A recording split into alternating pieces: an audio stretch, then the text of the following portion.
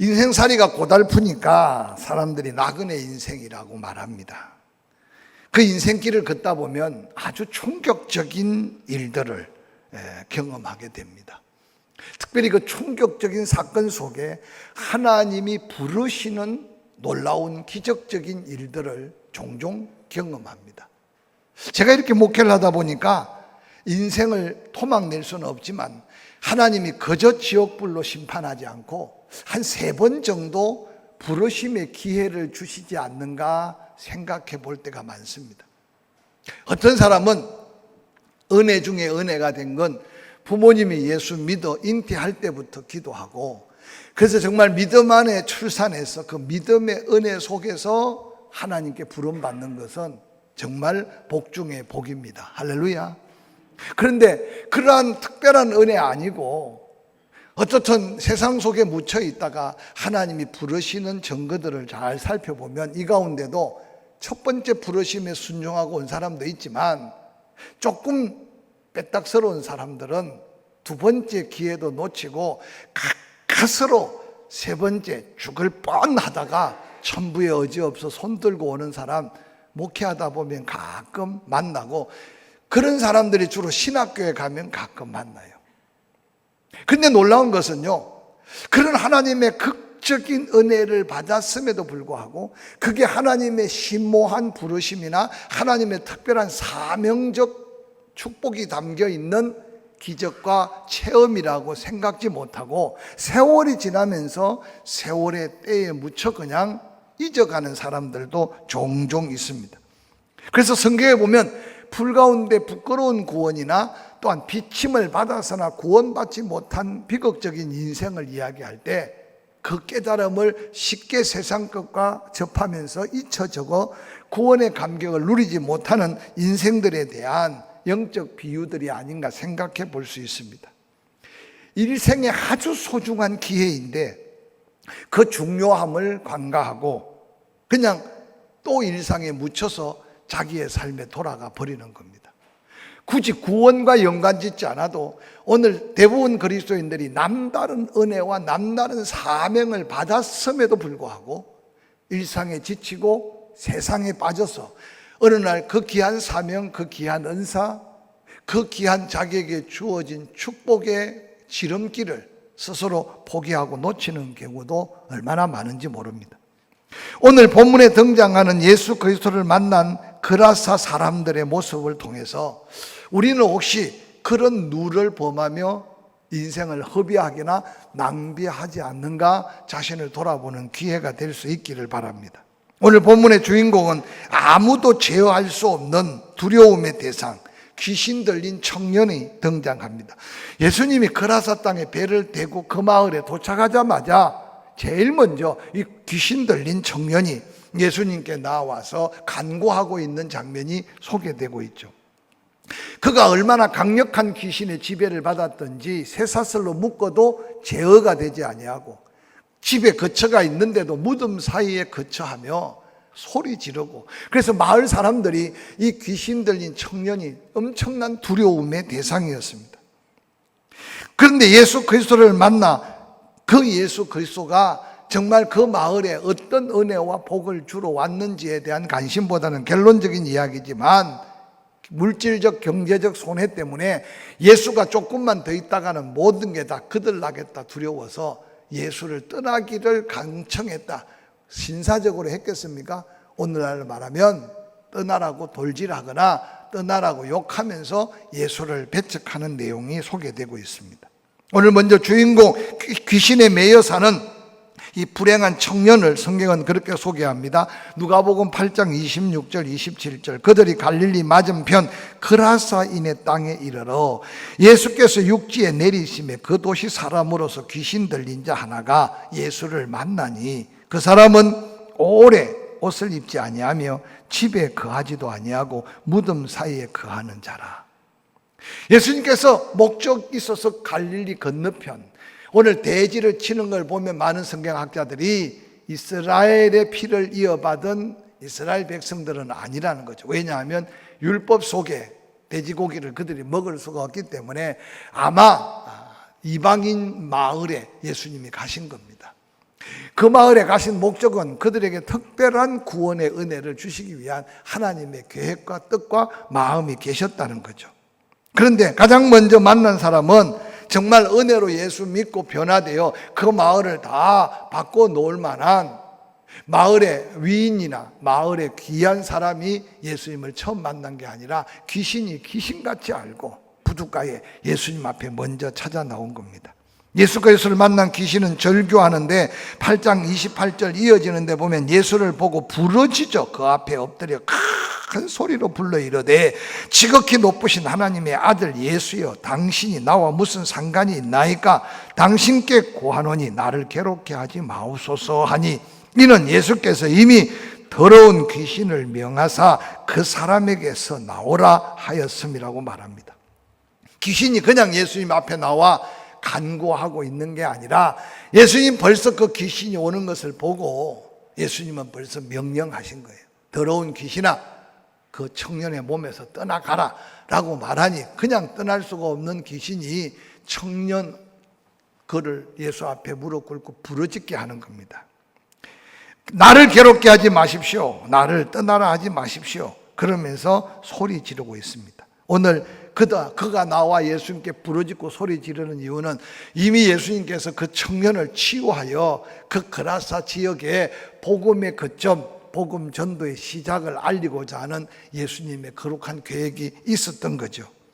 귀신은 과거나 지금이나 인간의 육신을 지배하고 자기의 주관대로 주장해서 결국 귀신의 역사는 살리는 역사가 아니라 그 귀신 들린 자만 죽는 게 아니고 그 귀신 들린 가정, 가문, 주변을 다 쑥대밭으로 만드는 게 귀신의 역사입니다.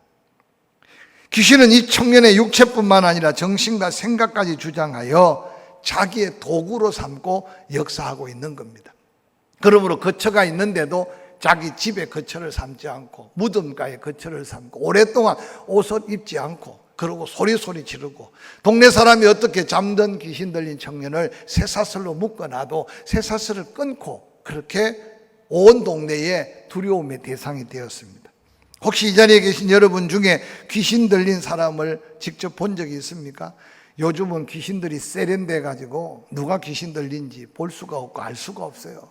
근데 옛날에는 귀신들도 좀 어리석고 성도들이 그냥 무작정 기도하니까 첫 번째로 대부분 귀신 들린 사람들은 귀신의 지배에 그냥 견딜 수가 없어서 머리 풀고 돌아다니고 옷 벗고 돌아다니고 소리 지르고 돌아다니고, 그래서 대번에 보면 귀신 들린 사람은 표시가 나요. 한 번은 제가 천안에서 목회할 때인데 이런 요즘 구멍 가게 같은 가게를 하는 우리 집사님이 목사님 큰일 났어요. 귀신 들린 사람이 우리 가게 와서 행패를 부린대. 그래서 쫓아갔잖아요. 제가 귀신 잡는 해병대는 아니지만 이전에 한번 귀신을 때려잡아 봤기 때문에 쫓아갔더니 정말 여러분 조금만 잘못 보면요, 정신질환을 앓는 사람과 귀신 들린 사람이 행동이 비슷해요. 그래서 잘못 판단하면 정신질환 앓는 사람을 귀신 들린 사람으로 오해하기 쉬워요.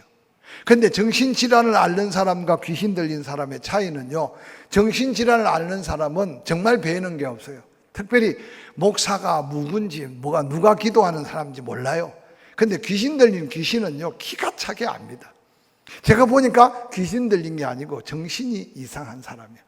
그래서 파출소에 신고를 해서 데려갔는데 알고 보니까 파출소 직원이 와가지고 그 가게만 괴롭힌 게 아니라 그 주변을 다니면서 파출소에서 아주 지긋지긋한 사람이에요. 그래서 제가 그 집사님한테 귀신 들린 게 아니고 정신질환을 앓고 있는 거다. 그래서 어떻든 앞으로 나타나면 파출소로 신고해라. 여러분요, 얼마나 귀신 들린 사람의 그 모습을 보면 두려운지 모릅니다. 오늘 이 본문 속에 그 귀신은 그 청년의 일생을 완전히 지배하고 다스리고 있는 거예요. 오늘 저는 본문의 말씀을 묵상해 가면서 오늘 우리 주변에 무언가 억눌리고 다스리고 지배받아서 정말 소중한 하나님의 뜻과 사명을 놓쳐버리고 사는 사람, 좀 조심스럽습니다만은 물질에 매여 있는 사람, 세상에 매여 있는 사람, 땅의 것에 매여 있는 사람. 그래서 하나님께서 우리 마음에 두 마음을 품지 않도록 우리의 마음을 예수의 마음으로 허락해 주셨어요. 할렐루야. 그래서 재물과 하나님을 겸하여 섬길 수 없는 게 돈도 좋고 하나님도 좋고 그 마음을 가지고 섬길 수 없도록 하나님은 창조해 주셨다는 거예요. 오늘 우리 주변에 보십시오. 정말 무언가 붙들려 있는, 잘못된 것에 붙들려 있는 사람 보면 여러분, 귀신 들린 것보다 더 험악하게 인생을 살아가는 경우가 많아요. 그래서 영적인 전쟁을 선포하고 하나님의 능력을 구하여서 오늘 정말 이 귀신 들린 자가 예수 앞에서 그 귀신을 맹하여 떠나라 할 때 그의 인생의 운명적 자유를 하나님이 선포한 것처럼 우리가 먼저 보혈의 능력으로, 십자가의 능력으로 구원받은 성도로서 예수 안의 자유를 누려야 돼요. 할렐루야. 아멘 좀 해봐요. 예수 안의 자유를 누리시기를 주의 이름으로 축원합니다. 사람에 매이지 마시기를 바랍니다. 아멘. 돈에도 매이지 마시기 바랍니다. 직장도 옛날같이 평생 직장 개념이 없어졌잖아요. 그래서 요즘 얼마나 무서운 시대입니까? 조금만 마음 안 들면 그냥 수화합니다.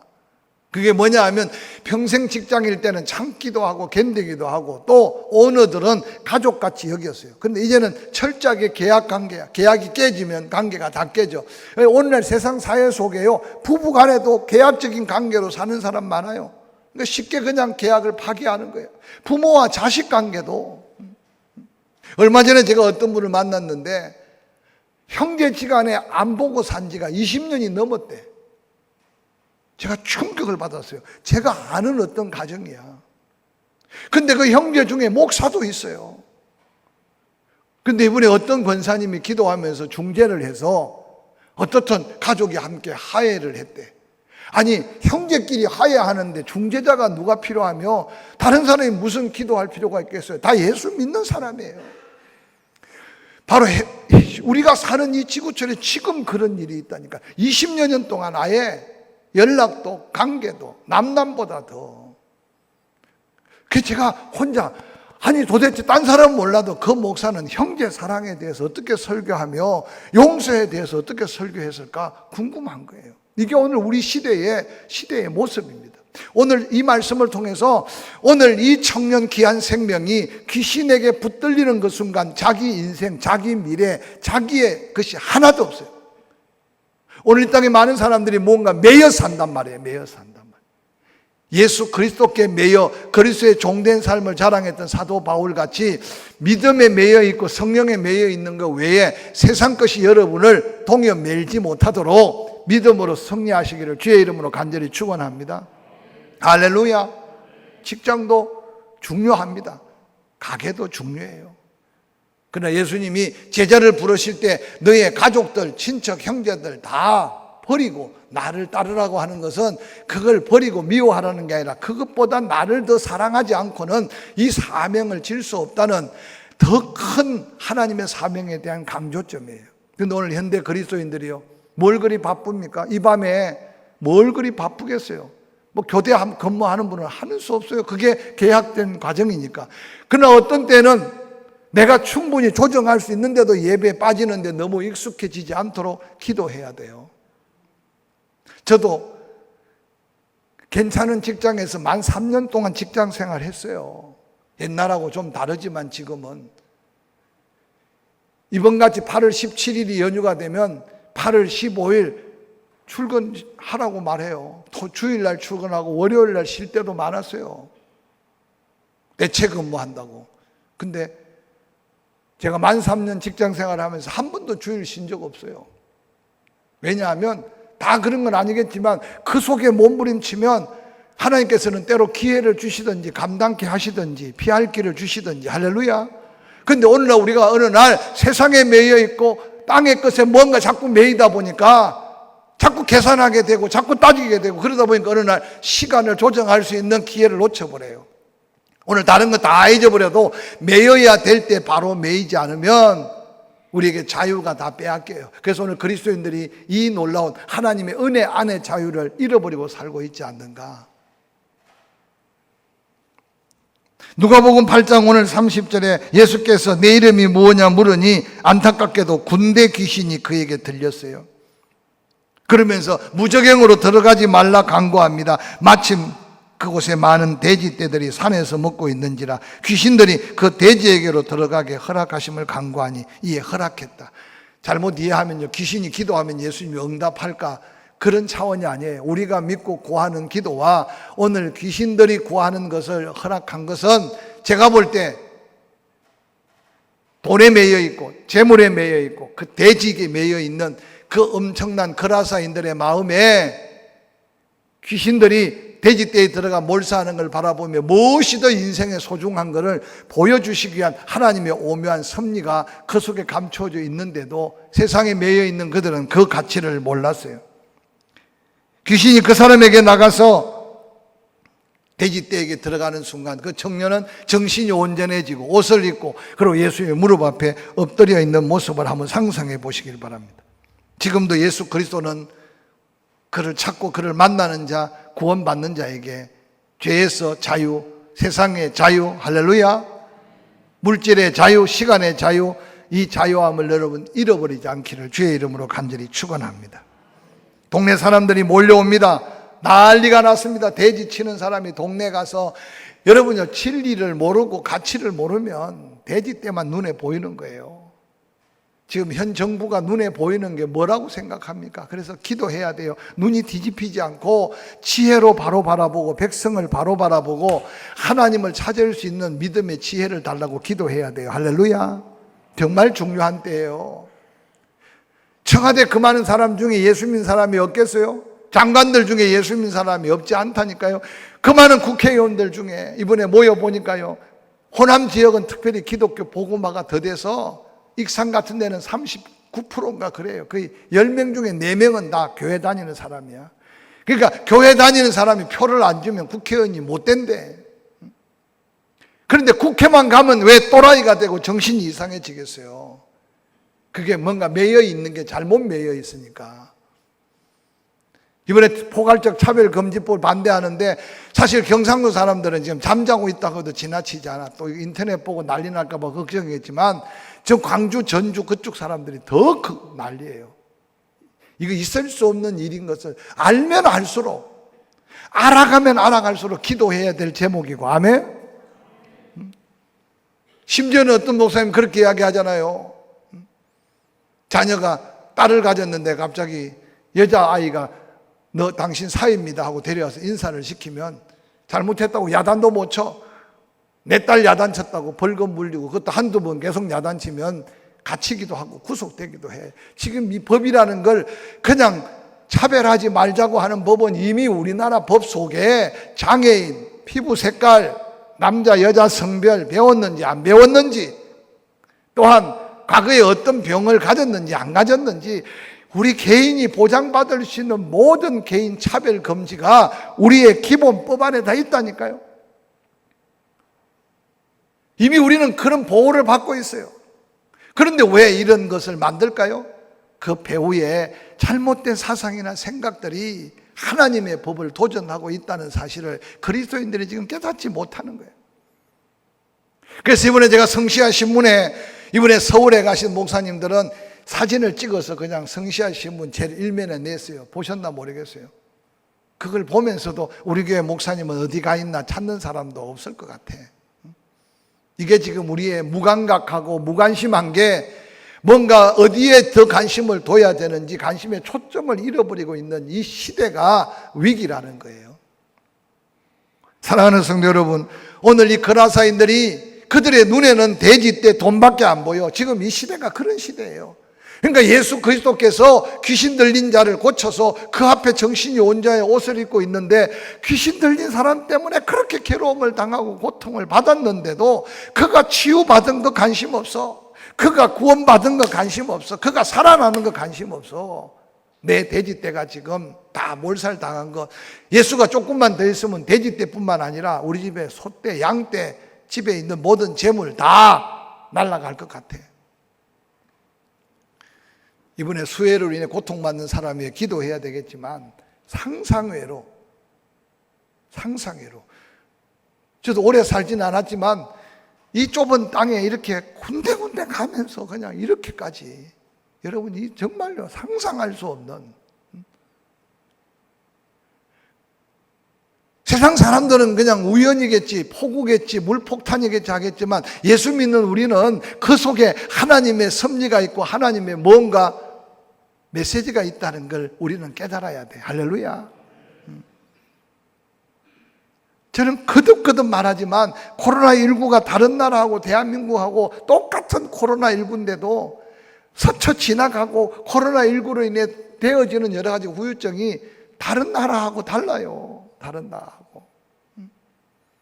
여러분, 교회가 얼마나 희생하며 기도하고, 그래서 세상 사람들은 그런 거 저런 거 모르고 K방역 해갖고 입방아를 찌고 한국 정부가 잘해서 그렇다고 생각하지만, 여러분, 초창기에 31번 확진자가 나왔을 때 김포공항, 인천공항을 막았으면 인간적으로, 세상적으로 우리나라 안전할 수 있어요. 여러분, 가까운 대만, 몽골 다 초기에 문을 닫아서 그들은 우리처럼 난리 피우지 않아요. 엄청난 돈을 투자하지 않아요.